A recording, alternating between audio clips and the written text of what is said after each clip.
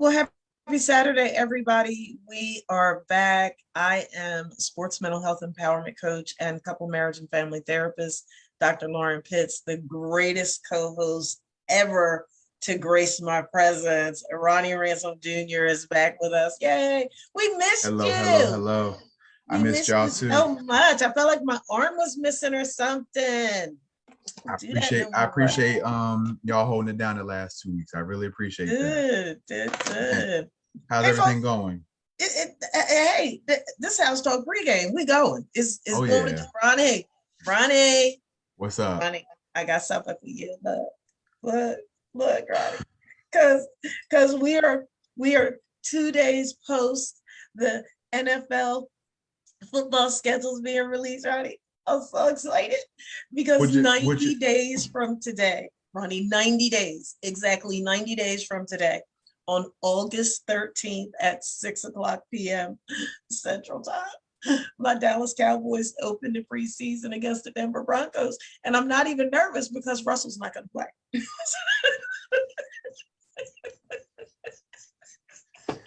he'll play like one play and that's it. Right, that's it. I'm not even nervous. Look, and preseason don't matter, no way. I'm not even nervous because I'm like, ooh, hey, it's preseason. What's your what's your thoughts on the schedule? So, I'm so glad that you asked.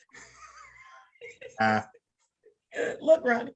So I wanted to talk about it before we start, right? Because I've already started buying tickets.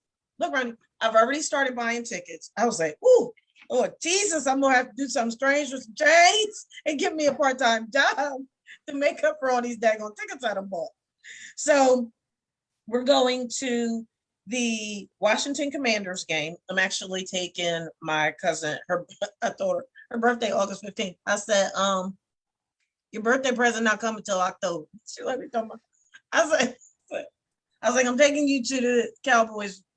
I keep wanting to call them the Redskins. I'm sorry, y'all. So going to the Washington game. Gonna go to the Thanksgiving game. We play the New York Giants here. My dad's birthday is actually on November 24th, and I'm like, but we're the middle game, and I'm like, I'm on the fence about that because I really, really love my turkey and stuffing. I don't want to eat at lunch. I don't want to eat Thanksgiving dinner at 9 o'clock at night. I wonder if the sweets there like on Thanksgiving do like a Thanksgiving special. I don't know. Well, see, here's the thing. The sweets, the sweets for a 15-person suite at AT&T Stadium, I want to say is like $36,000. Because we were looking at them. We were looking at them last year. But here's the kicker. They range from $5,000 to $15,000 for preseason. But for the regular season, and the price changes depending on who the Cowboys are playing. Right. So and you can go all the way up to a 52, I think it's 52 people suite because they're there's different sizes. But they're expensive. So I had said, I was talking to folks about it and I was like, well, we can split the cost or whatever, but don't nobody love my Cowboys like me. So they're like, no, I'm gonna watch it on TV. Right. Like they're gonna I mean, that's just $8 and call Abby and wave to me. So, but here's my I have a moral dilemma. And I said, I need to talk to Ronnie about this on the air because he's going to say something slick and I'm going to go ahead and give him place and space to do it. So Ronnie, here's my moral dilemma. People say home is where the heart is, right? Right. I'm rebelling against that because on Sunday, December 4th, and I'm going to be at that game too. Sunday, December the 4th, we host the Indianapolis Colts. Ooh, well, Jonathan Taylor and I. Yeah, well, Jonathan Taylor and I are from the same hometown. We graduated from the same high school. And when I say there's as we speak, there is a trip being planned from Salem, New Jersey to Arlington, Texas for that game. And I'm like, I'm proud of JT. He is representing Salem like no other ever has. He is an extraordinary, extraordinary young man. And normally I would say, I'm rooting. I want JT to have a great game, the whole 9 yards. but I don't. I don't want him to have a great game because he's gonna walk the dog on us if he does. You're gonna have to.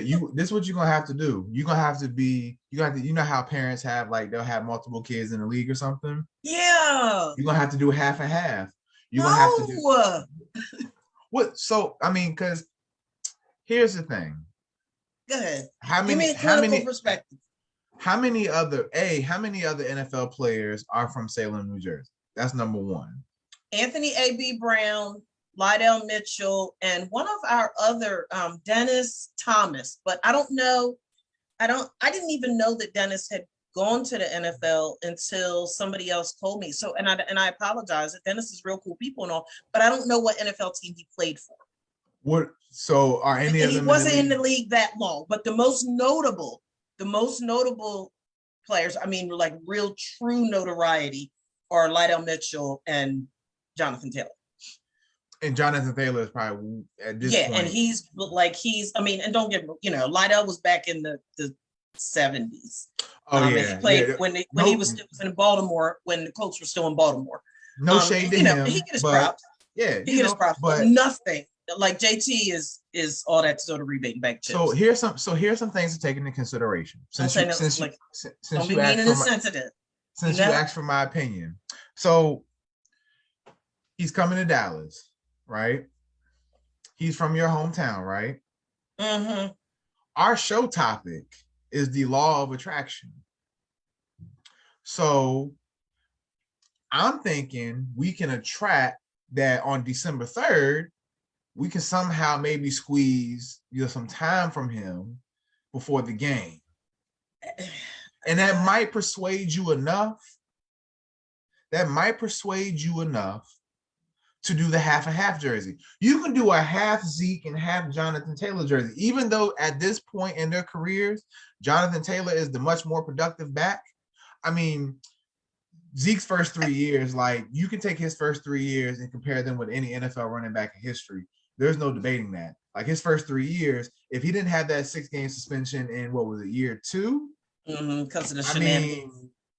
I mean, we talk about Derrick Henry now, but for those 3 years, like Zeke was Zeke.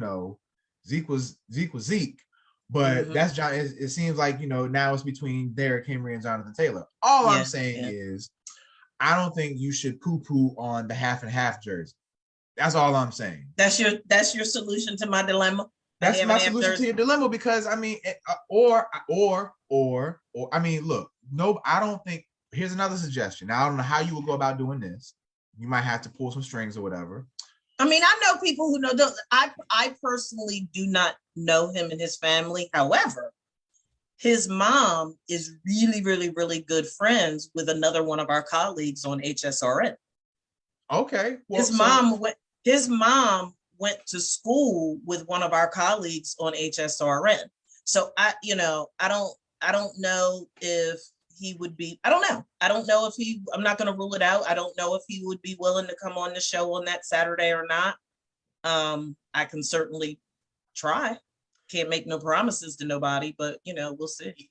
Even if that, here's another suggestion for your dilemma. I don't think nobody who listens to our show or who knows you personally would ever for 1 second question your loyalty to the Dallas Cowboys. So here's a suggestion. If you don't, Andre got me a new Dallas Cowboys jacket for Mother's Day too, and socks and 2 new pair of slippers. But go ahead. I'm gonna have to DM him and be like, look, bro, money. You've heard of inflation, right, Andre? Like there are far more important things that you could have gotten your mother for Mother's Day. So he hooked his mommy up. Now here's something you can do. You could find a way to maybe wear his high school jersey, like if they have replicas of it, or even his college jersey. The irony of that is Salem High School's colors are blue and white, the Colts colors are blue and white, and the Cowboys colors are blue and white. So why can't I just rep blue and white? Because I see what you're trying to do there, because y'all are blue and silver. I see what you're trying to do. See, silver and white are 2 different colors. Like there's 2 different things. I see what you're trying to do there. I don't think nobody's going to question your loyalty to the Cowboys, but we don't know. We also don't know when the Indianapolis Colts will featuring Jonathan Taylor will be in your backyard. I'm just saying. So I wouldn't question your loyalty to, the blue and silver. I wouldn't. I would not. And I think it would be dope. I mean, if they got a convoy from Salem, New Jersey coming down to Arlington already, I don't think they do. I wouldn't like question your loyalty. They do. It was like as soon as the schedules dropped, my husband's boys started hitting him up and like it went crazy. It went crazy because folk are like, yo. Now you should really. Now the tickets are probably ridiculous. They are. But that Tampa Bay Dallas game, the open the season, yeah, that might be. I was on the fence about that one. I didn't go after. Did you get to see the GOAT? I mean, have you ever seen the GOAT play in person? I have not. Well, we know this might be his last season for real. Because did you see his contract he's getting with Fox? Can you hear that noise? I have a bird trying to get in my office. Oh, a real bird? Yes. Oh, Lord. It's the sidebar to HSR, and you can edit this out. But it's like Alfred Hitchcock, the birds around this beast. I have never seen so many birds in a geographic area in my life. Like when you go out of the development and onto the main street, they're just like sitting on the wire, just like literally like Alfred Hitchcock birds. I'm chilling. They probably be talking right. Cash. Like I have no idea. I've never seen anything like. Anyway. But I would definitely try. You might have to take that game into consideration. But like his contract with Fox, so after this season he's made 23 million. His contract with Fox is 10 years, 375. Yeah, paid. So I'm looking at y'all schedule real quick. I don't got y'all winning. Let me hold it up. Take it. Oh, I got it right here, Paul. I don't got y'all winning against Tampa. Cincinnati, I get y'all beating the Giants. I'll give y'all against the Commanders. Y'all go to LA. Wait, sidebar. Did you hear the commentator during the reveal show that she picked the Commanders to win the division? Yeah, that's what everybody did. They were like, what are you smoking? I don't even know who she was because I deliberately didn't. This was on TV? Yeah, it was on ESPN. It was on ESPN when they were doing the wheel spinning thing. Did she not see the Eagles draft or their offseason? She was dead serious. She said that she is picking the Washington Commanders to win the division. Oh, she smoked. She must really believe in Tyler Heineke. No, you know what? When I'm wrong, I'm wrong. It wasn't the girl. She was talking mad smack against the Cowboys though. But it was the little boy. They have a little boy that he's in a wheelchair, but he's like really, really, really, he does the darn thing and he loves Rich Eisen and all of that. He was the one, I do apologize. He was the one that picked, and so the irony is he's a Doug Peterson fan. He's a Carson Wentz fan. But he absolutely positively loves the Eagles. He loves his Eagles, but he picked the Commanders to win the division because he said that he believes that Carson Wentz is going to surprise everybody and show them that he still has what it takes. I said, yeah. Shout out to my man in the wheelchair. Shout out to my man. Let's go ahead. Don't get LA. Go ahead, finish bashing my schedule. Honestly, the Eagles have had a hell of an offseason. Detroit, I'll give y'all. Chicago, I'll give y'all. Honestly, Green Bay, I'm a little on the fence about Green Bay because they don't have Devontae Adams no more. So it's at Green Bay in November too. So it might be cold. Y'all don't really do well in the cold for real. You know, especially if y'all fall behind. And Zeke ain't running in the cold like that no more. Minnesota, I ain't got y'all winning because for whatever reason, when y'all go to Minnesota in November, y'all just forget how to play football. Y'all will beat the Giants on Thanksgiving because y'all haven't won a Thanksgiving game and I don't know when. So I hope y'all win that one. Y'all were supposed to win the last two Thanksgiving games, but hey, I hope y'all get the Giants. Indianapolis, I don't know how Matt Ryan's going to do. If Jonathan Taylor can first of all, Indianapolis has one of the best offensive lines in football. You're making me have an episode. So, and then y'all, honestly, the finish to y'all season, like, y'all got Houston, y'all will beat them. Y'all got Jacksonville, I got y'all beating them. Philly, I don't know how the division is looking. That might be for the division. I'll give y'all. I give you 9-8, 10-7. I'm 9-8, 10-7. Because I mean the games y'all are supposed to win, I think y'all will win. Like y'all should take care of business against Jacksonville, Houston, the Giants. Y'all those should be 2 games you win. I think y'all might split with Philly because I think that'd be the matchup of the division is between y'all and Philly. The Commanders, Carson Wentz might give them something, but I don't know about their defense anymore. I give y'all just 9 their name alone sets them up for failure. Yeah, I give y'all 9-8. Thank you, Ronnie. I'm being objective. I need to see, if y'all make any more. Because I mean, let's be real. Y'all got rid of Amari. I mean, which hey, like as great as a receiver he is, let's be real. The last 2 years, he don't give y'all nothing outside of Dallas. So, and then I mean, y'all really didn't do much in the offseason. Like, I mean, y'all drafted. I know Jerry Jones likes to develop through the draft because, he likes to have his hands in things and get people on rookie contracts and stuff like that. But y'all ain't drafting Troy Aikman, Emmitt Smith, Michael Irvin no more. So, and I mean, y'all kind of had that window in 2016. So, I don't know. I give y'all 9-8. But, like we said, and like we talked about, I'm pretty sure Dr. Pitts is going to use her law of attraction, knowledge, skills, and utilize them to will her team into the playoffs. I know she's going to use her law of attraction. And, speaking of law of attraction, that is the title of our show today. We're going to be talking about law of attraction and, how in sports it's more about the peace of mind, body, and soul, holistic wellness equation. And, this isn't, the mind, we all know that the mind is one of the most powerful, it's not the most, not one of the most, mind is the most powerful thing on this earth. Like our consciousness is millions of years old. We have millions of years of data, knowledge, experiences, stories, tales, anything you want to think of. Our consciousness is overflowing with it. And it's quite frankly infinite. So, the law of attraction states that we think, feel, believe is what we become. This concept is based on energy and the fact that everything is energy. Your thoughts, emotions, beliefs, actions, words, etc. This is the primary reason why athletes develop mental toughness. It is imperative to remove any and all limitations. So we're going to be talking about, how can you use the law of attraction in sports and also in your personal life, because it is a powerful thing. You always hear about whether you're a religious person or somebody who, is just wants to be a motivational person. The power of your words is infinite, and we're going to get more into that. So we're going to be talking about that. I know Dr. Pitts has a mental health tip of the week. I have a mental health tip of the week as well.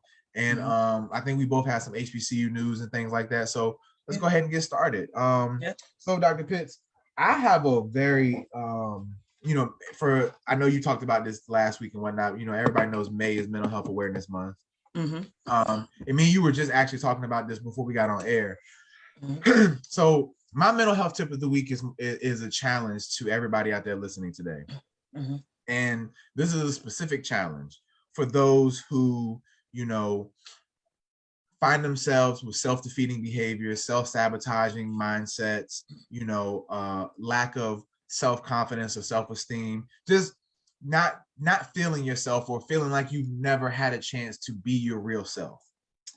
So my challenge to you, if you feel like this has been affecting you, if you feel like this describes you, is I want you to aggressively seek patience as quickly as your mind aggressively seeks those thoughts.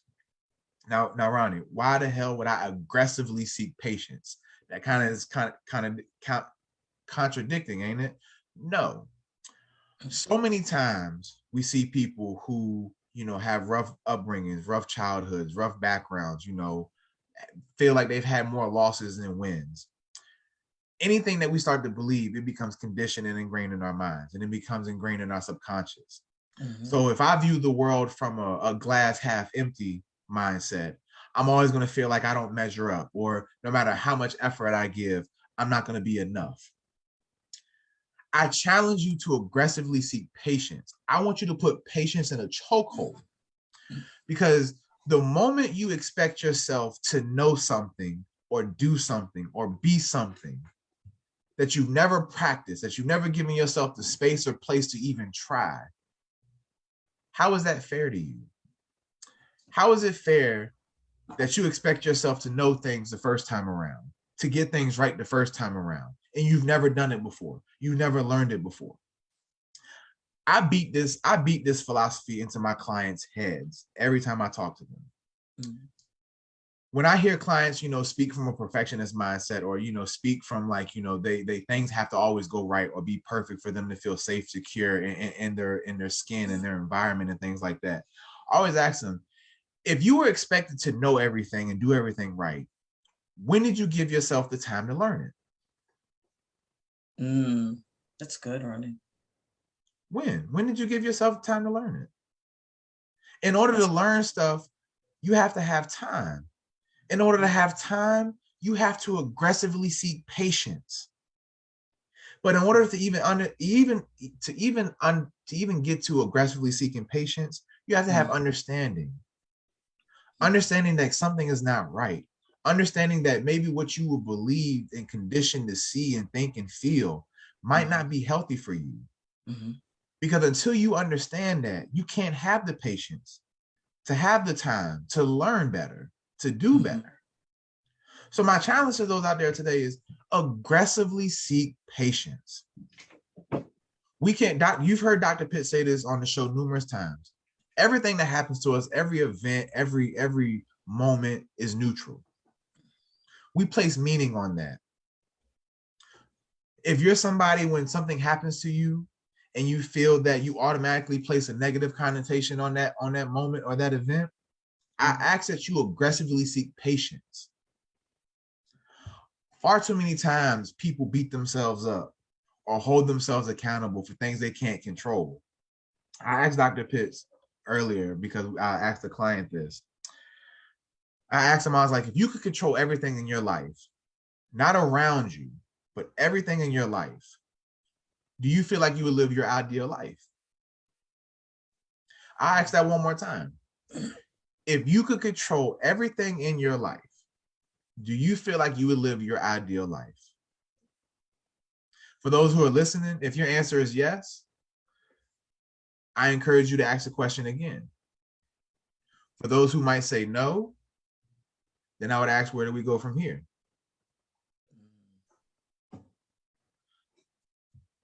I think far too many times in life, we beat each other up, we beat ourselves down, we place unfair expectations and think we're just supposed to have life figured out.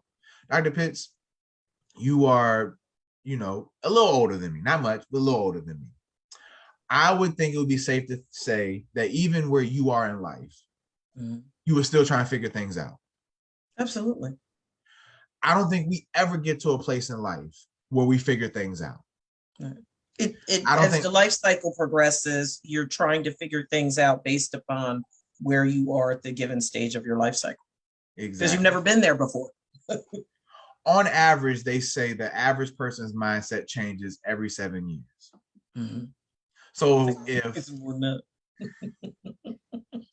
just saying, some people might be every 70, Look, every 7 minutes. You're talking about 7 years.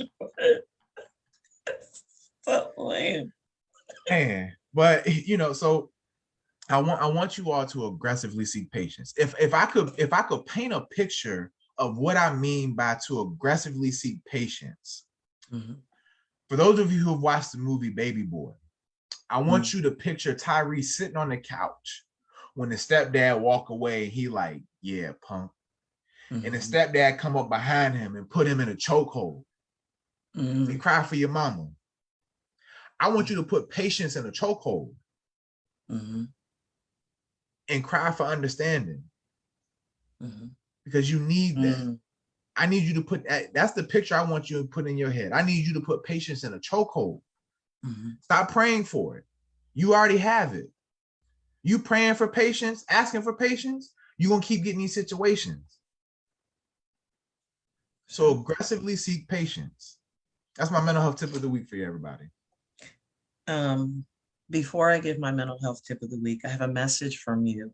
My mother just texted me and said she does not appreciate you talking all this trash on our Dallas Cowboys and that you're going to make her stop liking you. So I was going to give you that message. Mama Pitts, look, I love you, okay? I love you. Outside of my reservations for the Dallas Cowboys, I love you. And I hope that this one thing doesn't cloud all the good things that I have said on this show. I'm just saying, I'm sorry, but I think you would appreciate my realness. At least you could say, Mama Pitts, like, well, at least Ronnie told me, at least I knew where I stood with Ronnie. I ain't had to guess. I mean, you know where you stand with me. I love you. I tolerate the Cowboys, but I love you. You're so stupid. Anyway, moving right along. On a very serious note, folks, because May is Mental Health Awareness Month, and every day, and from where we sit is Mental Health Awareness Day. If you know someone in crisis, dial 911 in an emergency or call the National Suicide Prevention Lifeline at 1-800-273-TALK. That's 1-800-273-8255. There's 24 hours a day, 7 days a week support available. You can also use the Lifeline chat at https / suicide prevention lifeline.org. The Lifeline is free, confidential, and available to everyone. And on that note, I want to talk about very quickly mental health awareness, Ronnie, within the context of creating emotional safety in relationships. When you look at the rate of suicide, and when you look at the global pandemic of mental illness that we're dealing with as well, part of the success that mental illness has in obliterating the human mind and people is that it isolates, right? And people don't have anyone that they feel that they can talk to. Emotional safety is key to fostering meaningful connections and healthy relationships. And the benefits of an emotionally safe relationship is that you can truly be yourself without the risk of judgment. You can show your weaknesses without being taken advantage of. You can share boldly and express yourself freely. You feel seen, heard, and understood. You feel valued and valuable. And when we reflect upon some of the suicide notes that we've actually bear witness to that have been presented on public forums, one of the things that's evident is that the individuals who took their own lives, those things that I just bullet pointed, they didn't feel those things, Ronnie. They didn't feel valued or valuable. They didn't feel that they could speak openly and honestly without being judged. They didn't feel that they could just be vulnerable and transparent. They didn't feel that they could boldly express themselves openly and honestly, and they didn't feel seen, heard, and understood. So my challenge and my plea to our audience is you be that safe space. You purpose it in your heart, mind, spirit, and soul to create an emotionally safe place for a family member, a friend, a colleague, the children of, family members, friends, and other colleagues. You be that safe space for someone who is in crisis to come to you and to speak openly and honestly with you, and you embrace them and meet them in their place of pain with common humanity and an open mind and an open heart. one of the things my clinical director used to say all the time when we first started grad school, the whole time we were in grad school, but she said it to us the first day of orientation is, there but the grace of God go I. And as parents, we don't want to bury our children. As spouses, you don't want to bury your spouse or your partner or a sibling or a parent. Like, mental illness is an awful, awful, awful problem that erodes not just the person who's suffering from it, but it has this group kill domino effect where it adversely impacts everybody that's connected to the person that's suffering.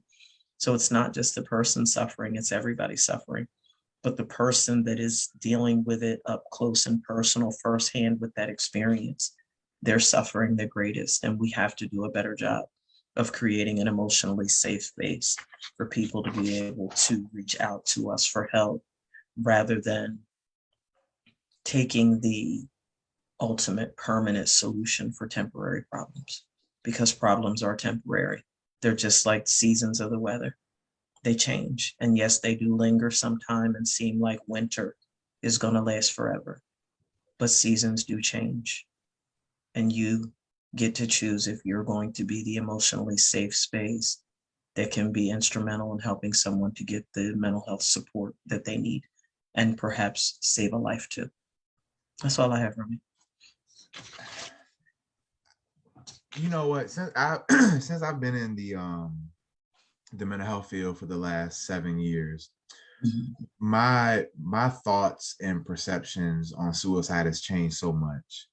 You know, and I say that because, you know, before I got into the field, you know, anytime when I had, you know, when suicide was something that was broached in conversations or anything like that, I always looked at suicide, you know, I guess, and not conditionally through a religious lens. You know, suicide is just, you know, the absolute abomination of the world. Like, you, at all the things you can do in the world, that is, and from a religious lens, the worst thing you can do. That and blasphemy. Yeah, those two things. And, you know, we were talking about it a couple weeks ago, and I don't even want to say it's a trend, but I've seen it way too many times than I would like to. You know, young people putting their suicide, you know, notes on Instagram, or, you know, like making their Instagram post kind of like a suicide note and things like that. And I think when we see somebody in that state, one of the, as a therapist, I will say that I don't know what we have to do as like in the field, but I don't think throwing people in hospitals the moment they talk about they want to kill themselves, I don't think that's the solution either. And granted, like, obviously there are some people who, you know, when you are blatantly trying to, you know, take your life, obviously if a hospital can get you stabilized and get you safe and secure in that moment in an environment where you can't hurt yourself, obviously, yes, you know, you have to do it, you know, to help that person. But I think far too many times, like, I talk to especially young kids, you know, and I honestly, I don't know where this shift became with young kids. Like, when I was 8 and 9 years old, I don't even think suicide was even a word that was in my vocabulary. Like, I really don't remember that ever being talked about, ever. Like, I don't even think I really remember starting hearing about suicide till probably like maybe like late middle school, early high school, because it was just something you didn't, obviously you heard kids, you know, when you got teenage, you know, emotions, you know, start ramping up, you hear it more in there. I wish I would die, or I hate being here.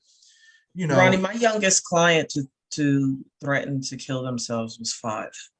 I had a 7-year-old. Yeah, I had a 5-year-old. It blew my mind. Like, yeah, dead serious too. I'm looking at this 7-year-old.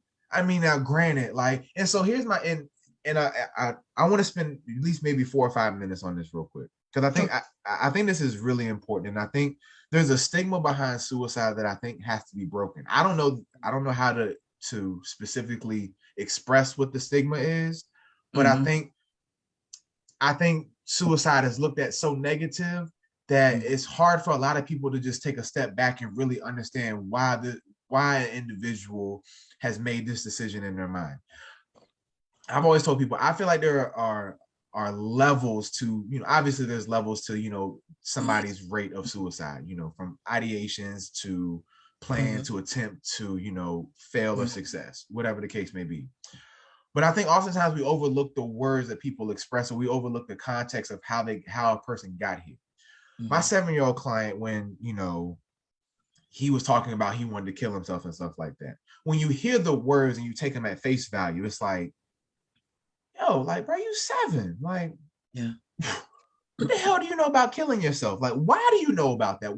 Where in your 7 years did you learn this from? Who? Right. I think, and we become on red alert, high alert. And it's like, I think oftentimes, like I said earlier, we don't aggressively seek patience. And I'm not only in ourselves, but when we're working with other people, I think far so many times when people say they want to kill themselves, they want to commit suicide, I don't think it's just my opinion. I'm not trying to be a therapist right now. I'm just speaking as Ronnie for those who need clarification. I'm just speaking as Ronnie. Don't hold this to my therapy license, guys. Don't do that. I'm using my First Amendment rights here while we still got them, while we still have them. When I hear kids say that, or I hear, people say that, I think they come up in their mind like, I don't want to die, but this pain I'm feeling, this sucks. Like, if you mean to tell me, because like you said, seasons do change and things can get better. Yeah. But we know this far too many times that when people are raised in areas and environments where there is no such thing as hope, we're hope dealers, not dope dealers. We're hope dealers. As therapists, when we deal hope to these individuals in these situations, if that dose isn't strong enough, if that hit isn't strong enough, that despair will always cloud their mind again. And there's an internal battle that I see so many people go through. And to your point, unfortunately, some people just get to the conclusion that it's like, you know what, this pain right here is just way too unbearable. I'm willing to take the risk of seeing what happens next, as opposed to staying awake and conscious in this body, in this life. And for somebody to then tell me, oh, it'll get better in due time. Damn, when is due time? Yeah. And I think so many times we just throw people in a hospital and say, here, go take this medicine, and in 5 to 7 days you'll get discharged and you'll feel better. You act like nothing ever happened. No, like, I appreciate everything you said, and I think it needs to be said. And I think when you hear a loved one or you see somebody, like, I think we really need to like check in more with people. I don't know how that works. And I think, I mean, for me, like, somebody asked me how I'm doing. I'm doing good. I'm fine. I'm straight. Can't complain. That's my favorite one. Can't complain. What good is it gonna do? Right. Oh, I'm gonna go talk to somebody else and complain my head off, But it's like, we're people at the end of the day. None of us are getting out of here alive. Let's just make that clear. None of us are getting out of here alive. But I mean, damn, if we don't try so hard to beat each other down and put people in a position where it's like they really feel like there is no other option. And it breaks my heart when I see a kid, a teenager, young adult. And I never want to say the cliche thing like, bro, you only 14, bro, you only 18, bro, you only 24. You ain't even lived life yet. That's so cliche, because a lot of them, they're 14 to 24 years of life. That's more life. Somebody could live to 90 and they won't live life like that. That's real. That's real. And so I think, I feel for people who I've been in that mindset too. I've been there before. I've been there before where I thought, like, nah, this there's got to be something better on the other side of this. I don't want it. Yeah, I've been there before. Like, I know what that feeling is like when you, in your mind, in that moment, you feel like there is no solution. I've been there. Thank God I had a support system and resources at my disposal where I could see better. I could see, light at the end of the tunnel. But I feel for those who don't take that step, just that one step and that darkness might dim a little bit, and then you take another step and it dims a little bit more, and then you start taking one step at a time, and then you start to see a light. Yeah. You know, so I mean, because we were talking like just in April, 5 student athletes committed suicide. 5. Yeah. It's real. People are hurting.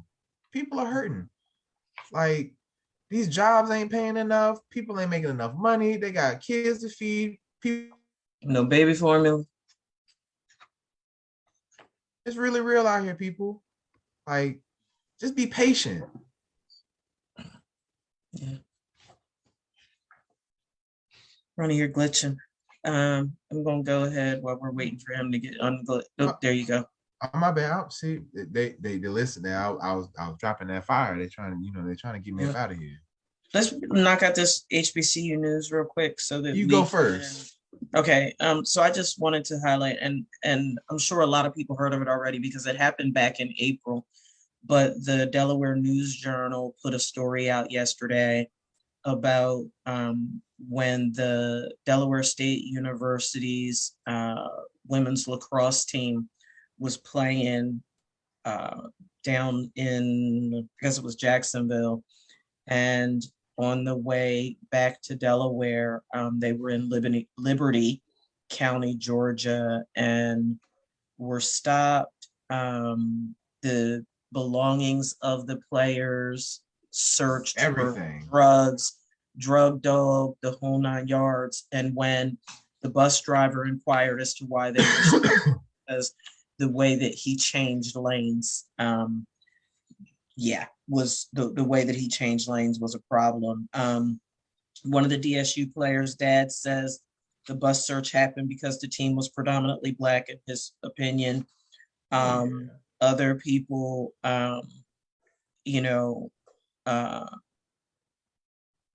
activists said they're not surprised by the traffic stop. Body camera footage contradicts the sheriff's account of how deputies acted on the DSU bus. Delaware Attorney General asked for federal civil rights review of the DSU bus incident. People aren't surprised, but they're greatly disappointed. And the DSU president says sheriff's comments, body cam images definitely raise questions. So for those of you that didn't know about that, all you have to do is just Google it and the full story. It's a rather lengthy story, complete with the body cam video is out there for review. For those of you who have not seen it yet, it's disgraceful. It's disgraceful. I don't know if it was in. I don't mean to cut you off real quick, but it was something I saw about that. I don't know if I saw it on TikTok or an article, but somebody suggested that HBCUs, like when teams travel and stuff, especially out of state, they should be able to have where they can call a lawyer if they get pulled over for whatever reason, and have a lawyer like on the phone speak to whatever deputy, sheriff, state trooper. That's Legal Shield. Yeah, that's Legal Shield. Legal Shield does that. You literally, if you have a Legal Shield plan, for back in the day it was called prepaid legal, but now it's called Legal Shield.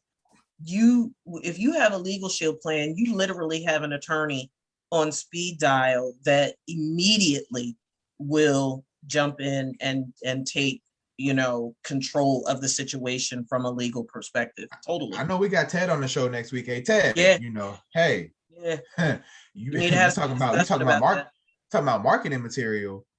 Yeah, I hate that happened, but I think that honestly, good luck with them trying to get anything done to them officers down there. That's in Georgia, and God knows where they were in Georgia. Good luck. I mean, Liberty County. They said it's south of Savannah. Liberty County. Yeah, no cops gonna get their own liberty down there. Yeah.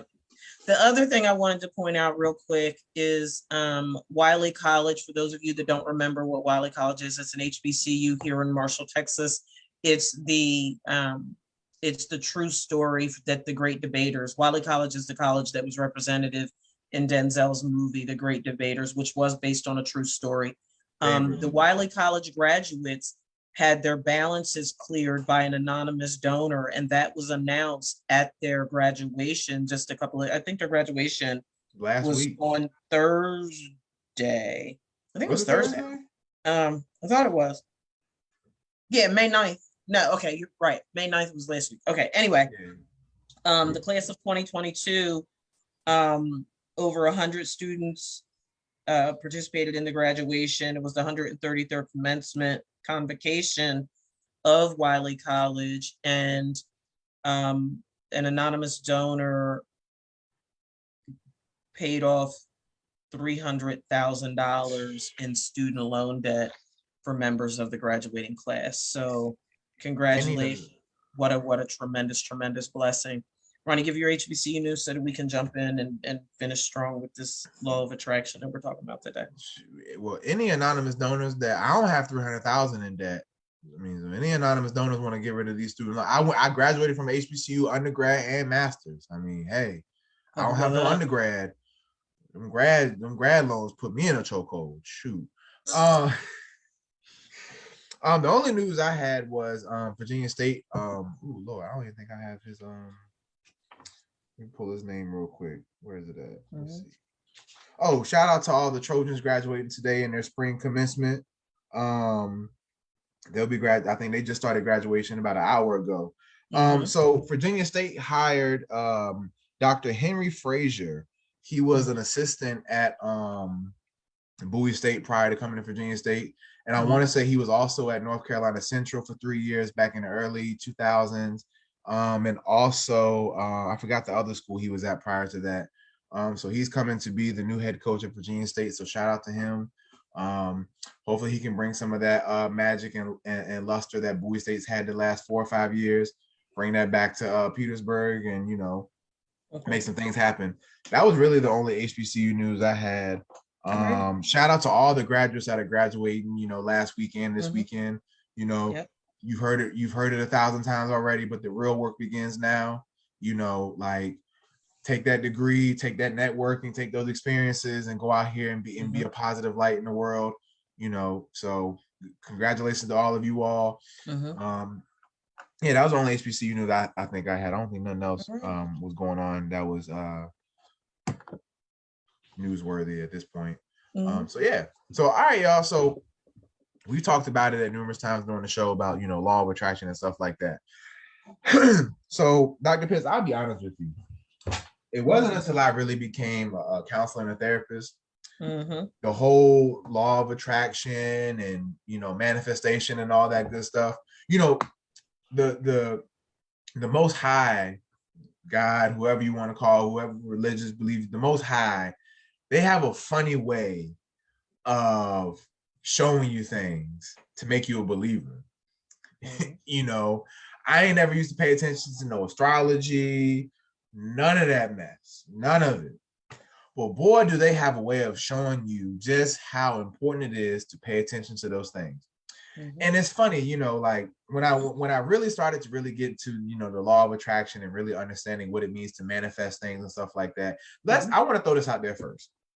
Whoever came up with that whole thing, sticks and stones may break my bones, but words will never hurt. Whoever came up with that mess, you are a liar. Liar. Why on God's green earth would you say some mess like that? Right. I was never. That's just like what you don't know won't hurt you. Lies. Drive smooth off the cliff because you didn't know the bridge was out. It's so crazy. Like, words hurt. Yeah, they do. And you can't unsay them. You cannot. My dad has a saying: once you pull the trigger, you can't grab that bullet back. It's out there now. So, and when I used to think about it all the time, like I'll give you a great example of me not knowingly, using the law of attraction, but it actually working in my favor. So my last year of Little League football, I was frustrated with my team. Nobody wanted to put in the effort like we were the season before. Nobody really cared. A lot of them, knew they weren't going to play high school football, so they could care less about, anything like that. Me, on the other hand, my last year of Little League football, I was 13. My goal was I was going to be 9th grade varsity at high school. That was my mission, was 9th grade varsity. So that entire off season was my first year working out, and I worked out every day, 3-4 hours a day, with the mindset that I'm going to be 9th grade varsity. I had no idea how I was going to make 9th grade varsity. I had no idea even if I believed it to be true. But in my mind in that moment, that's the only thing I saw. I had tunnel vision like a mug with it. Go out there. First time meeting the coaches. And so I had no idea how high school football worked at the time. So, everybody met on day one and whatnot. So literally day one, they're like, all right, let's break up JV and varsity. I'm sitting there looking like, I'm going with varsity. So I run over there and the coach is like, who the hell are you? Oh, I'm Ronnie Ransome, sir. Where'd you come from? I'm a freshman. Man, go over there with JV. And I'm looking like, but I want to stay with y'all. And I hang with y'all. Now, mind you, to paint a picture for people who can't see me. At 14 years old, I was 6'1", 275. For those who who need a visual as a freshman. So it wasn't like I was walking over there, 5'7", 135. Talking about I'm gonna play varsity line. I looked like the varsity lineman, but I was crushed. He just like literally within 5 seconds, my whole 9 months of work just evaporated. I didn't stay defeated. I was like, all right, cool. I'm gonna go down here. I'm just going to murder everybody on JV and show them why I need to be on varsity. So literally that first week was busting everybody.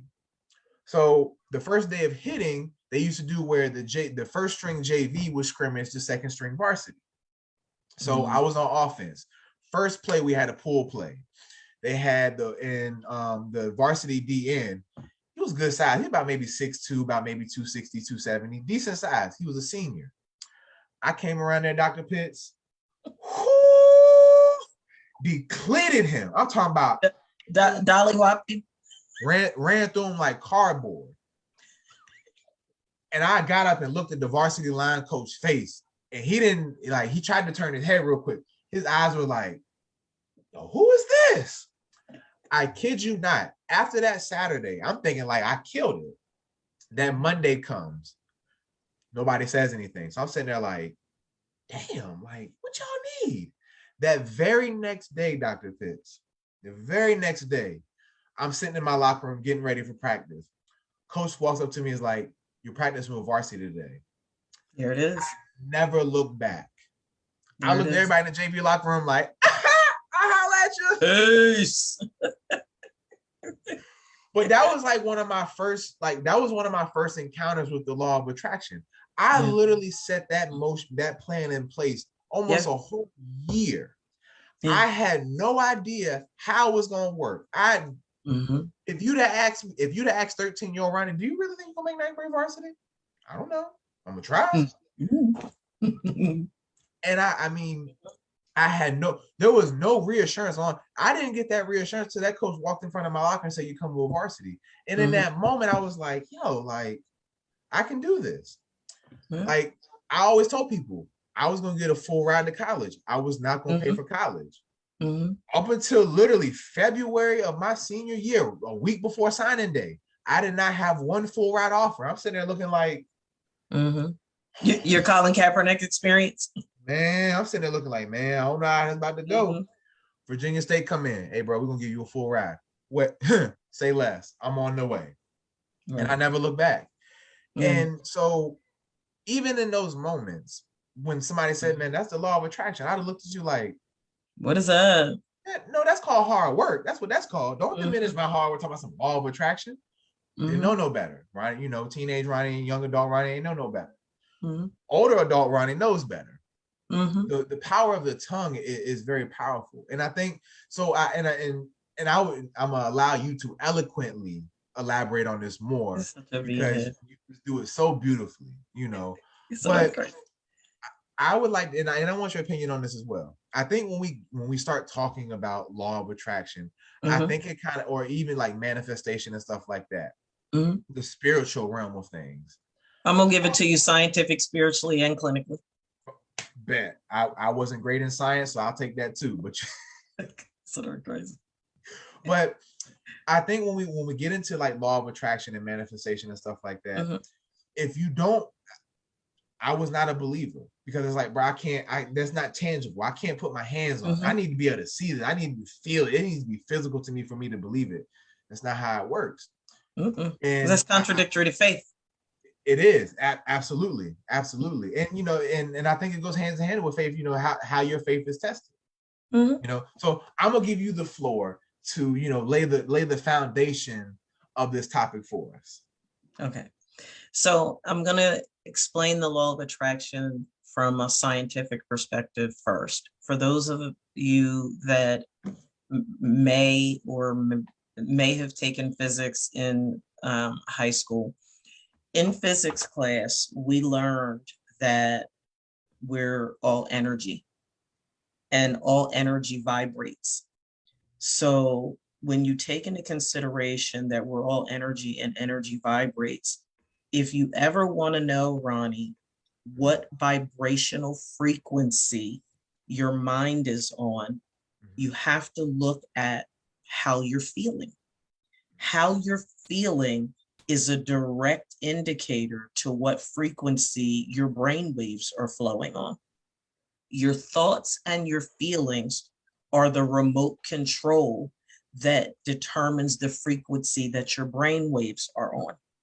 So just like you can hit the remote and change from Fox to CNN to the NFL Network to ESPN to the National Geographic Channel, you can use your thoughts and your feelings as the remote control that determines what frequency your brain is on. The frequency that your brain is on determines what you're emitting out into the atmosphere, what you're emitting out into the universe. And based upon the law of attraction, what you put out is what you get back. We live in a universe that operates off of the law of circulation, the law of attraction, the law of reciprocity. Biblically, it's referred to as reaping and sowing. You know, other people refer to it as karma. But regardless of how you define it, we live in a universe that operates off of the power of energy sources that are swirling around us all the time. And what you put out, you get back. Here's the example. You can walk into a room, Ronnie, and be in a horrible, horrible mood. And just by design of how the human mind works, you're going to notice everything that's wrong in that room. You're going to notice the baby's toys all over the place. You're going to notice that the dog peed on the floor. You're going to notice that it smells like something is burning in the kitchen. You're going to notice that the air conditioner went out and it's hot as fire in the house. You're going to notice that the TV is on blast. You literally zero in on everything that's negative and toxic because that's the frequency that your mind is operating on. In contrast, you can walk into the exact same room and have had an extraordinary day, be in a great mood, and you're going to notice everything that's right in the room. The baby greets you with a smile and giggles. The kitchen smells wonderful because Mrs. Ransome is baking your favorite dessert and cooking a fabulous dinner. There's, something on the news about the Pittsburgh Steelers that's something extraordinary. You're going to notice everything that's positive that's going on in the room. When you look at the law of attraction within the context of relationships, within the context of the more and different and better that you desire for your life, you have a choice, ladies and gentlemen. You have a choice of focusing your energy, the frequency of your mind, on what you don't want or what you do want. Expending your energy on everything that's toxic and negative and what you don't have and what you don't want and what you didn't get and what somebody said to you and what somebody did to you, it literally sucks life-giving energy from you. And it puts you on a path to attract everything that you're whining, moaning, groaning, and complaining about. In contrast, the positive things that you want, you have to have laser focus, like you said. No, you have to have laser focus on what you want. You have to have laser focus on the desires of your heart and channel on purpose all of your energy into receiving that. I said to my mom at one point, we were having a conversation before I moved to Texas, and, you know, just talking about different things. And I said to her one day, I said, Mommy, name one thing, name one thing that I have ever put my mind to that I didn't do or achieve. She couldn't name one. And the reason why is because I still have breath in my lungs. So the to-be list that sits right here in my office every day, my to-be list that says the things that I'm going to be and accomplish, this is the new list. The old one, the stuff was checking stuff off, right? So I keep a to-be list and I focus my energy on the things that I'm going to be, the things that I'm going to do, the things that I'm going to create, the things that I'm going to give, the things that I'm going to experience, because I have a choice in how I channel my energy to generate the results that I want for my life. Now, let me clarify before we go deeper. The law of attraction does not mean that you're never going to experience adverse circumstances in your life. You're going to. We all do. That's life. But again, how you respond to it is what determines your experience. Yep. And I talked about it last time. Glass full, glass empty. That glass bottle full, empty, but... Bottle full, bottle empty. Your perspective of whatever it is that's going on is what gives it meaning. And your meaning is what determines your experience as it relates to whatever it is that's going on. You have the ability to literally influence your life experiences by how you channel your energy. It doesn't mean that people aren't going to die. It doesn't mean that there's not going to be tragedy. It doesn't mean that games are going to be lost or won. It doesn't, but you have the ability. You have the ability to attract to yourself the things that you want and need and desire to live a much more fulfilling life. Ronnie, I believe the law of attraction is why there are athletes who sustain injuries that many would say, look, when you look at how people say the ACL is usually a career-ending injury, but look at all the athletes that have sustained ACL damage that people say, oh, their career is over, and they come back. Look at Alex Smith. You talk about the law of attraction.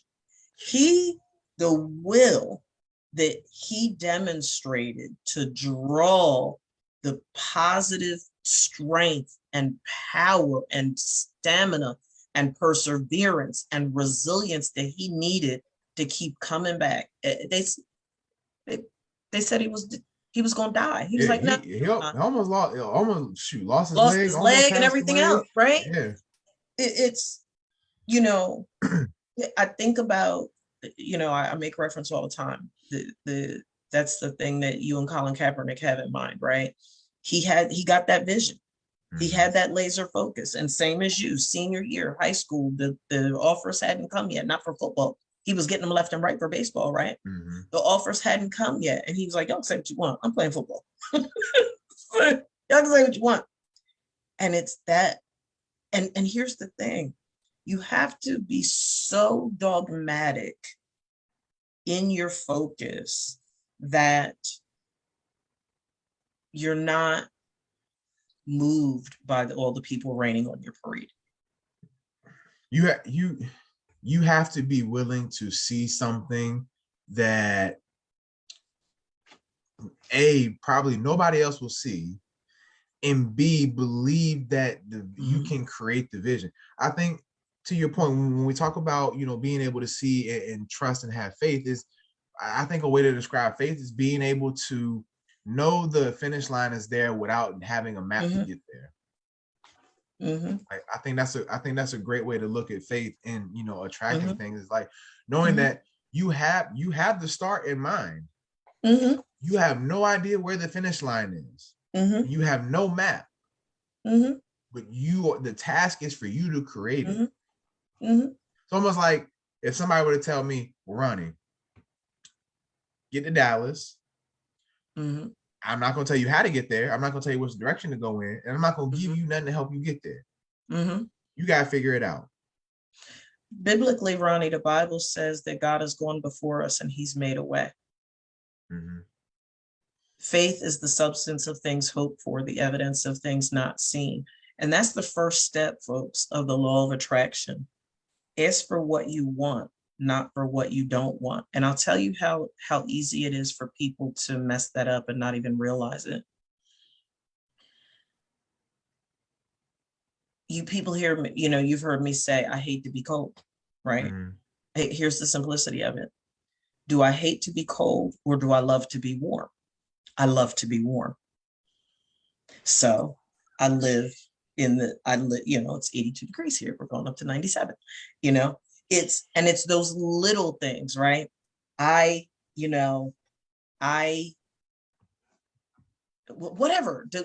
it is that you don't like, people do. You said it in the beginning, Ronnie, about the adverse circumstances that people live in. Mm-hmm. Don't say you hate the ghetto.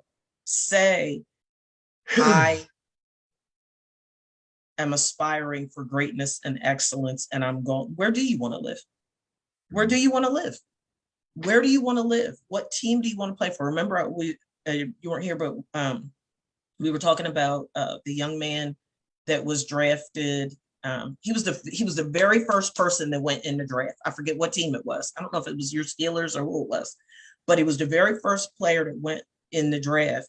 And he had on the customized blazer that his mom had taken out the original lining and put a custom lining in his blazer that had all his affirmations embroidered in it. I know who I can't. It was a Caucasian guy. I forget his name. It's like right here on the top of my head. But anyway, I know who you're talking about. I can't think. He was talking about the power of his mind and the role that his affirmations have played in him achieving the greatness and excellence that he had. And what he said to the young lady that was interviewing him is, I only got a couple more to hit, and being drafted first round in the NFL is one of them. And I kid you not, 20 minutes later, he was the first person. He was the first, when the draft started, he was the first person, because whatever that first team was up, they drafted him. And he was like, but look, check that off in the jacket, Oh, wow. But that's what's up. That's step one, folks. Mm-hmm. Step one in activating the law of attraction in your life is ask for what you want, not for what you don't want. So, Ronnie, what that is going to require people to do is to actually deliberately and intentionally identify what do you want to do, be, have, give, create, and experience, and stop tripping off of what you're perceiving as barriers. Stop tripping off of your age, your race, your ethnicity, your education, your socioeconomic status. Stop tripping off of all of that stuff that you're perceiving as barriers. This is the way I said it, Ronnie. I don't remember if I said it on the show, but I've said it to a couple of clients, and I think you'll appreciate this. Within the context of the law of attraction, here's a great example that proves that it freaking works. You have people right here, born and raised in the United States of America, in Canada, making up North America. Mm-hmm. People from all over the world, Ronnie. The Biden administration is being bashed. Truth be told, every administration is being bashed because we have issues with the border, period. It don't make a difference what president's in office. There's going to be issues with the border. You know why? Because the law of attraction of getting to North America, Ronnie, is so strong that people are willing to compromise life and limb and legal freedoms to get here. All over the world, Ronnie. All over the world, people are willing to die to get here. Ethnic minorities from all over the world, Ronnie, are dying to get here. Some of them are coming from atrocities that are far more insane than anything we've ever experienced in our entire lives. But they have laser focus on what they want. And they have made it up in their mind that if I can get to North America, life is going to be better. I am going to experience more and different and better than I ever have in my entire life. But yet people that live right here live in what seems to be never ending hopelessness, helplessness, and defeat. Wouldn't it be funny to say that out of all the races that, do everything to get over here, we might be the only race that wants to get the hell up out of here? Isn't that something? Isn't that something? People, I want folks to understand, whether it's your quest for athletic success or just success in life, period, love and relationships, health and well-being, your career endeavors, your financial freedom, how you allocate your time. Start intentionally. The operative word there is intentionality. Start intentionally creating your future. Use words that focus on what you want. Replace negative images and thoughts with positive ones. I'll show you, Ronnie. People talk about a dream board. Here's my manifestation board. Hey. I have a manifestation board, and I'm constantly updating it, because as I achieve the things that I desire, because manifestation and law of attraction are siblings, right? Yeah. As I achieve the things that I am seeking to attract to myself, I update my manifestation board. I'm like, okay, got that. Okay, got that. I don't want to talk about dream boards, because you're asleep when you're dreaming. I want to talk about manifestation. I want to talk about manifestation through learning how to master the law of circulation. Ask for what you want, and then allow the forces around you. For those of us that are believers, get your heart's desire in alignment with God. Get in alignment. You do your part and trust God to do his. And part of how I address that in prayer is, Lord, if there's anything that my heart desires that's contradictory to your perfect will for my life, take the very desire of that thing out of my heart. That's how I make, because I've never been a materialistic person, right? And so it's making sure that the things that I want to achieve are in alignment. I don't want to just be all willy-nilly, right? It's a big deal. You do your part. You dot I's, you cross T's, you practice. You practice and you practice and you practice and you speak on it and you speak on it and you speak on it. And I was telling one of my athletic clients the other day, I said, you need to, whatever your team is, you need to Photoshop yourself into one of the jerseys with the helmet, the whole 99, and look at it, and put it in front of you. I won't show you, because I don't, some things you have to keep close to the vest. But one of my number one things that I'm focusing on attracting, I keep the picture, it's right here. I keep myself, that picture of me in that setting, it's sitting right here on my desk. I look at it all day, every single day, every single solitary day, every single solitary day. And it's coming. Hey, it's coming. There we go. It's coming. I was he plays for the New Orleans Pelicans now in the NBA. But CJ McCollum did an interview, and he was talking about how when he was in high school, his alarm, everybody has, alarm, it has noises and whatnot.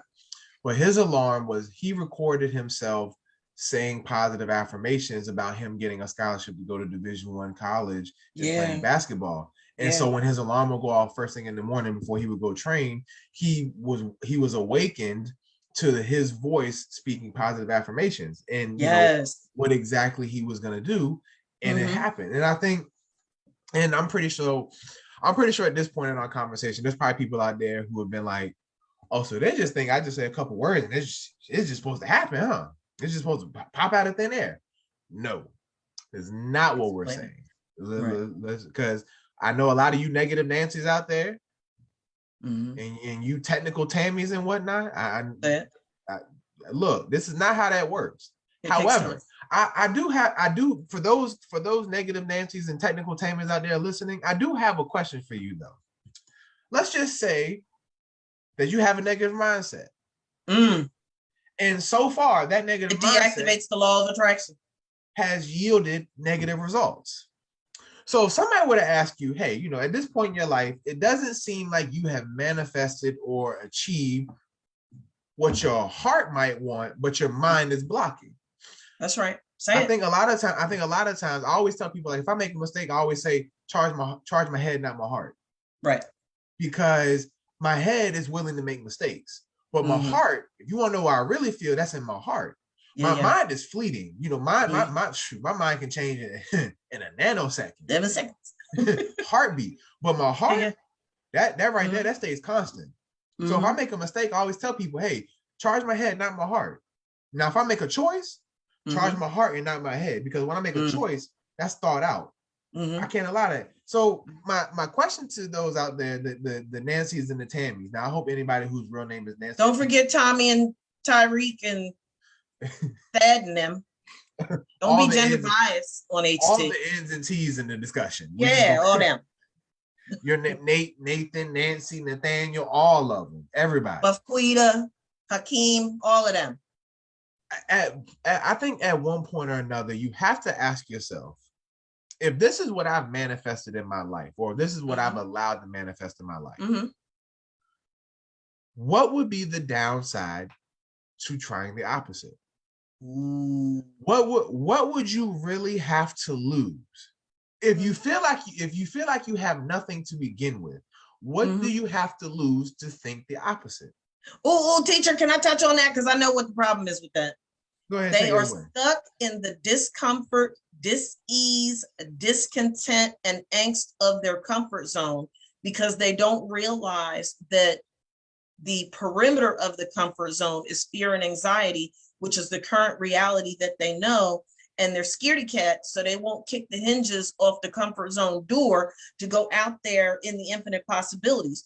People stay in the discomfort of their current circumstances because it's familiar territory, even though it's painful and uncomfortable, whereas the infinite possibilities of more and different and better lies beyond the perimeter of the fear and anxiety. And that's step 2 of the law of attraction, Ronnie. You have to not only believe that you'll get what you want, but you have to take action. You got to practice. You got to go get it. You got to dot I's and cross T's. You got to put that work in. You know, one of my favorite bars in rap history. One of my favorite. He said, you don't grind, you don't shine. Boom. What? There it is. Say you don't work, you don't eat. That's right. That's right. Faith without works is dead. You taking action is critical, and life, holla, will reward you for the action that you take toward the things that you want to achieve. And here's the thing. Here's the wisdom part, Ronnie. Here's the wisdom part, because we getting hate mail, right? Here's the wisdom part.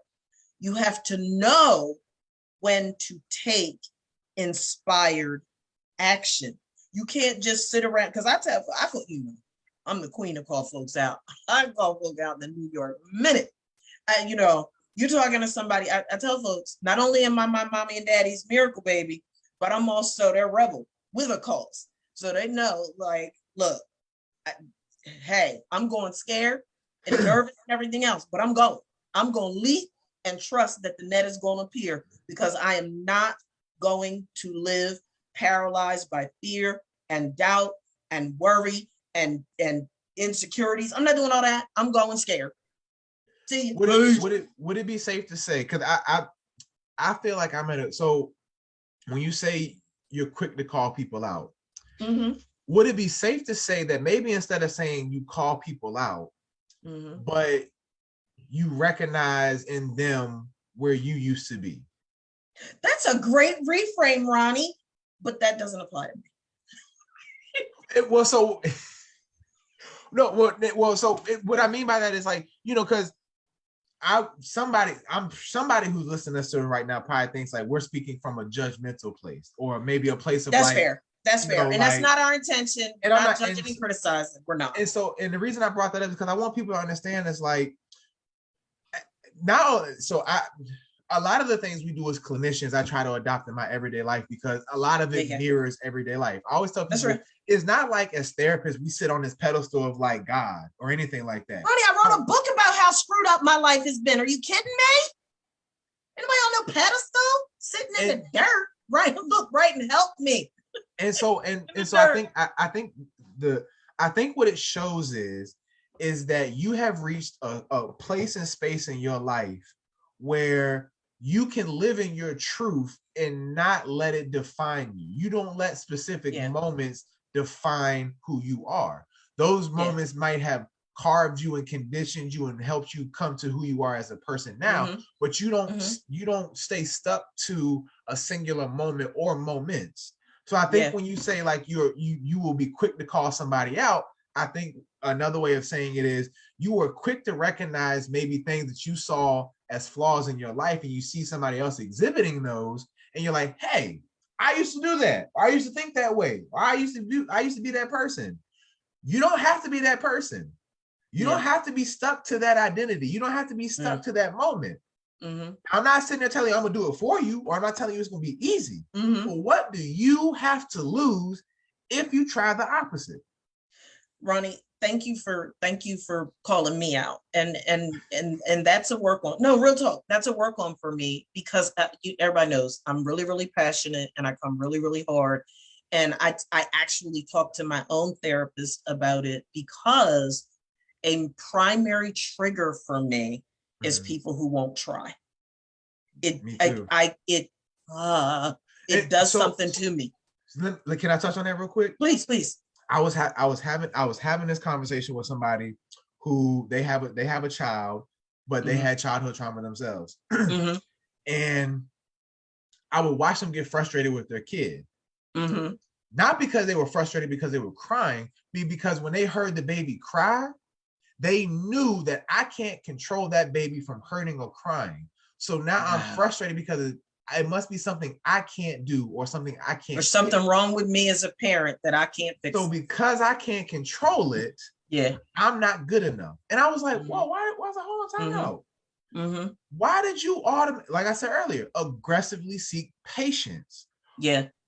I was like, why did you automatically get frustrated? When I see people get frustrated when somebody's emotional, I think on face value, it looks like, yo, you're mad at me because I'm emotional. When in all reality is that person is mad at themselves because they know they can't control your hurt or stop you from hurting. So instinctively, it's like, well, stop hurting. Why are you crying? What are you upset for? Yeah. They're mad at themselves and projecting that. And I see that happen so many times. I didn't mean to cut you off, but I definitely want No, you're fine. Because you said something else that made me think of that gave me another reframe. So literally my whole life, I have been my mom and dad. I was this, it wasn't self-proclaimed because I remember I was young the first time my mom said it to me. She referred to me as her consequence child, in that I was rebellious. But here's the beauty and the bounty of that now, is that same fire, that same passion, that same tenacity that used to get me in trouble and keep me on punishment because I was forever bucking, and I was determined that I was going to do what I wanted to do with wisdom and maturity, a whole lot of butt whoopings. And because my mom was the queen that put you on punishment for 2-3 months at a time. Me, not my sister. My sister never got put on punishment.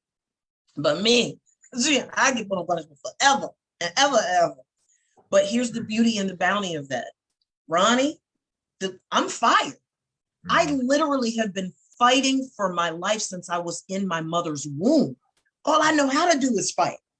All I know how to do is fight. But here's the catch. In my youth, in my immaturity, in my woundedness, I use my powers for evil, so to speak. So Mhm. all of my fighting in a lot of ways was getting me in trouble because I was dealing with the consequences of my actions. Mhm. Today, I'm still a fighter, but I'm dealing with the rewards of my actions because using my powers for good has activated the law of positive attraction in my life. So, whereas back in the day, I was attracting all of this negative and toxic energy to myself and negative and toxic people, today it's the polar opposite. Now I'm constantly attracting goodness and greatness and excellence and resources and opportunities and blessing upon you. Talk about blessings overtaking me. The Mhm. blessings is overtaking me. And that's step 3. And you touched on, we're going to go a couple minutes over today. Step 3 of activating the law of attraction is you receive what you want by becoming a vibrational match for it. Ronnie, when I say, I remember my Aunt Annette, that's my mom's baby sister. Mhm. I used to cry to her, cry to her, because it seemed like no matter where I turned, all hell was breaking loose in my life. It was Mhm. just always something. I didn't realize then. I didn't understand the law of attraction then. I didn't understand that a lot of what I was going through in my life is because of my thought life was jacked up, Ronnie. It was just, I was the victim. I was in victim mode for years. It wasn't until April of 2001, Ronnie, just a little over 21 years ago, that I got up out the bed, my feet hit the floor, and I literally said, I will never be a victim again. And that was a transformational period in my life that, yes, it doesn't take away all of the stuff that's happened to me, Mhm. but I have rewritten my story and I've changed the meaning of all of those adverse things that I was holding on to and having a victim mentality for. I recognize that I am the woman that I am today. I am stronger and better for it. So I've through learning how to control my thoughts and not allow my thoughts to control me, I have silenced my emotional pimp and I have taken control of my own thought life. And by doing that, it has shifted the vibrational frequency that my mind functions on. So now I'm attracting the things Positive pimp. that the positive things that I want. You talk about affirmations. I use affirmations to I create love them. the vibrational. I've lived, listen, I love them. affirmations for days. You hear me? Affirmations for days that speak to who I'm being. Affirmations for days. Use affirmations, folks, the positive language to create the vibrational match for the things that you really want. Create here's the big one, Ronnie. Big one. And I got that too, baby, because I practice what I preach. Create a vibrational match for what you really want through appreciation and gratitude. There's not a single solitary day of my life that I am not writing down throughout the day all of the things that I'm thankful and grateful for. People, they're so busy focused on everything that's wrong in their life and everything that they don't have. Are you kidding me? I'm grateful and fully believe that God is going to do exceedingly abundantly above all I could ask or think. I'm grateful that God wants my cup to run over with blessings that go beyond what I have faith for. I'm grateful that I am able to say goodbye to the guilt and the shame of the past and believe God has something awesome in my life. I'm grateful that I don't have to be impatient because a door hasn't opened yet. I'm grateful that God is the doorkeeper of my life. I'm grateful that I can trust God's timing and not my own. I'm grateful for the fresh start and new beginning this means for my life. I'm grateful for the traveling mercies and grace that God gives me every day. I'm grateful that I walk by faith and not by sight. I'm grateful to keep believing, keep praising, and keep looking to God for all of the goodness. And the list goes, Ronnie, you see how this is just Yeah. every this holds about, I would say, about 3 months, literally 30 days in a month. This, I don't know how many pages this thing is, but it holds about 3 months worth of gratitude. But every single solitary day of my life, I am acknowledging what I'm grateful and appreciative of, because you get to decide. Let me give some law of attraction action steps. Step 1, ask. Start consciously and intentionally creating your future. Use positive words that focus on what you want. Replace negative images and thoughts with positive ones. Ask for what you want, then let the forces of the universe worry about how you'll get it. Step 2, believe. Decide with conviction what you want will absolutely happen. Take action to create your desired result, affirming your belief is what you want. Follow your inspiration. Step 3, receive. Become a vibrational match by focusing on creating positive emotions of love, joy, appreciation, and gratitude throughout your day. Use affirmations to create a vibrational match. Create a vibrational match through appreciation and gratitude. Practice to change what you're attracting. Do what you do and take us home. You closed it out beautifully. Look, like I said, people, your words are powerful, and words mean everything.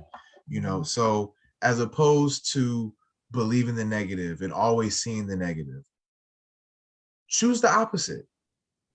Believe it. I'm not sitting there telling you when it'll happen, how to happen, none of that. But if you believe and you do and you practice it and you see it and you speak it and you execute it, yes, there will be one day where you will see it through and you will see the benefits of your hard work, your sacrifices, your dedication, your discipline. It will be there. I'm not saying it's easy. Nothing in life worth having is easy. Yeah, you got to work for it. It's worth more blood, than sweat, and tears. Sometimes exactly. for real. So that's all I have, folks. I hope you all enjoyed our show today. We had a great topic, great discussion. We'll be back here next week. We have a guest. We have another guest host with us next week. He's been on the show numerous times, so he'll be back with us next week. So look, y'all, have a great weekend. Stay safe, stay dry, enjoy the weather wherever you're at. We'll holler at you next week. All right. Bye, everybody. Thank you.